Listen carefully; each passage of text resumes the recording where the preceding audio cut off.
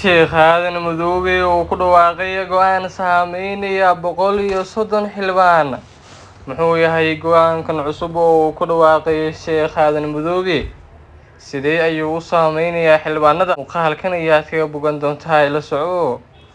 Aynu ku bilownay gudoomiyaha Golaha Shacabka Soomaaliya Mudane Sheekh Aadan Maxamed Nuur Aadan Madoobe gudoomiyay kulan ay maanta yeesheen xildhibaanada ayaa ka hadlay maqnaanshaha xubnaha qaar ee kulamada golaha. Sheekh Aadan ayaa shaaca ka qaaday in kala bar xildhibaanada ay maqan yihiin, taasna ay saameyn ku yeelatay howlaha shaqo ee baarlamaanka federaalka Soomaaliya. Gudoomiyaha ayaa tilmaamay in fadhiyadii ugu dambeeyay ay soo xaadiriyeen 145 mudane oo qaarkood dib u soo dhacay, inta kalena ay maqnaayeen, isagoo tirada maqan ku sheegay 130 xildhibaan. Tirada guud ee xildhibaanada ayaa ah 275 mudane oo matalaya shacabka. Sidoo kale wuxuu intaasi ku daray in xildhibaanada maqan aysan wax fasax ka qaadan guddoonka Golaha Shacabka, isla markaana ay gabeen shaqadooda iyo matalaadooda. Xildhibaanada Golaha Shacabka waxaa guud ahaan nahay 275 xildhibaan. Fadhiyada waxaa imaada 145 mudane halka ay maqan yihiin 130 kale oo waxaan cudurdaar ah ama fasax ah intooda badan laga hayn. Xildhibaano badan ayaa inta noo yimaadeen nagu dhaheen gudoomiye maxay u maqan yihiin xildhibaanadaasi. Waa sax hadalkaasi, balse waxay ahayd inaan anaga dhahno oo aan la xisaabtano, ayuu yidhi Aadan Madoobe.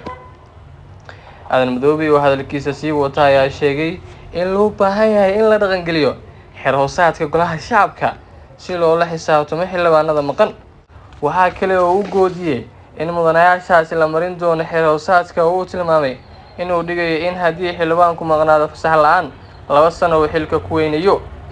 Marar badan ayaa guddoonka sare ee baarlamaanka Soomaaliya u digay xildhibaanada iska maqan iyo aan soo xaadirin kulamada, balse ma jirto waxa ka soo naasacadaaday digniintaasi. Balse Sheekh Aadan Madoobe oo haatan la yimid ficil iyo waliba sidoo kale digniin culus ayaa waxa uu sheegay dhammaan xildhibaanada ka maqan guddoonka Golaha Shacabka ee ku matalaya in markaasi haddii ay soo xaadir waayaan kulanka dambe, uu sheegay in xildhibaanada maqan ay yihiin 130 xildhibaan, shaqadooda ay ku waynayaan muddo 2 sano ah. Haddaba go'aankan ayaa waxa uu saameynayaa dhammaan xildhibaanadaasi maqan, iyagoo qaarkood aan laga helin fasax halka kuwa kalena ay cudurdaar soo gudbisteen.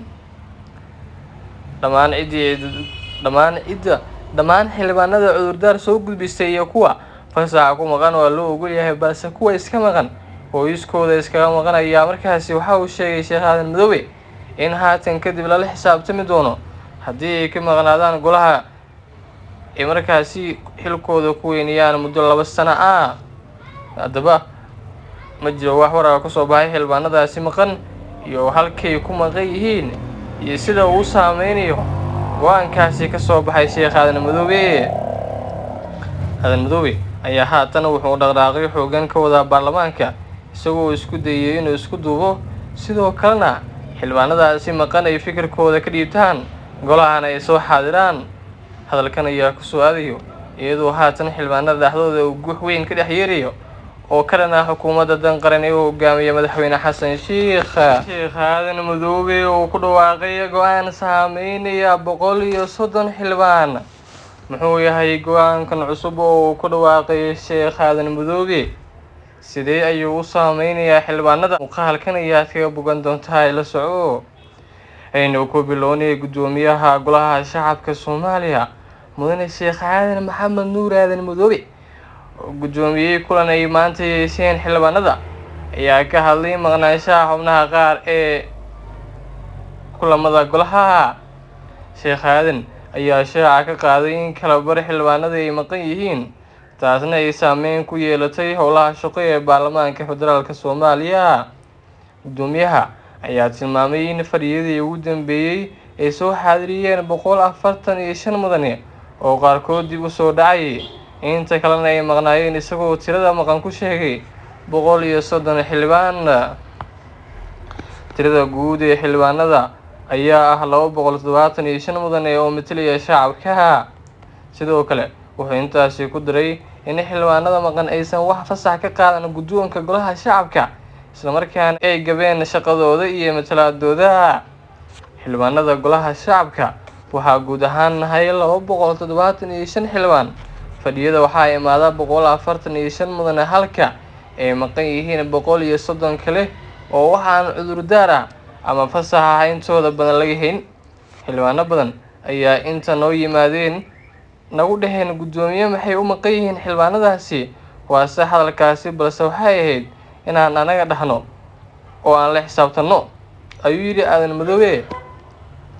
aadan madoobe oo hadalkiisa sii wata ayaa sheegay in loo baahan yahay in la dhaqangeliyo xeer hoosaadka golaha shacabka si loola xisaabtamo xildhibaanada maqan. waxaa kale oo uu goodiyey in mudanayaashaasi la marin doono xeer hoosaadka oo uu tilmaamay inuu dhigayo in haddii xildhibaanku maqnaado fasax la-aan 2 sano uu xilka ku weynayo. marar badan ayaa guddoonka sare ee baarlamaanka Soomaaliya u digay xildhibaanada iska maqan iyo aan soo xaadirin kulamada, balse ma jirto waxa ka soo naasacadaaday digniintaasi. balse Sheekh Aadan Madoobe oo haatan la yimid ficil iyo waliba sidoo kale digniin culus ayaa waxa uu sheegay dhammaan xildhibaanada ka maqan guddoonka golaha shacabka ee ku matalaya in markaasi haddii ay soo xaadiri waayaan kulanka dambe uu sheegay in xildhibaanada maqan ay yihiin 130 xildhibaan, shaqadooda ay ku waynayaan muddo 2 sano ah. haddaba go-aankan ayaa waxa uu saameynayaa dhammaan xildhibaanadaasi maqan, iyagoo qaarkood aan laga helin fasax halka kuwa kalena ay cudurdaar soo gudbisteen. dhammaan xildhibaanada cudurdaar soo gudbistay iyo kuwa fasaxa ku maqan waa loo ogol yahay, balse kuwa iska maqan hooyiskooda iskaga maqan ayaa markaasi waxa uu sheegay Sheekh Aadan Madoobe in haatan kadib lala xisaabtami doono haddii ay ka maqnaadaan golaha ay markaasi xilkooda ku weynayaan muddo 2 sano ah. haddaba ma jiro wax warar ka soo baxay xildhibaanadaasi maqan iyo halkay ku maqan yihiin iyo sida uu saameynayo go-aankaasi ka soo baxay Sheekh Aadan Madoobe. aadan madoobe ayaa haatan wuxuu dhaqdhaqaaqyo xoogan ka wadaa baarlamaanka isagoo isku dayay inuu isku duubo, sidoo kalena xildhibaanadaasi maqan ay fikirkooda ka dhiibtaan golahana ay soo xaadiraan. hadalkan ayaa ku soo aadayo iyadoo haatan xildhibaanada dhexdooda uu guux weyn ka dhex yeerayo oo ka dhan ah xukuumadda dan qaran ee uu hogaamiyo madaxweyne xasan sheekh.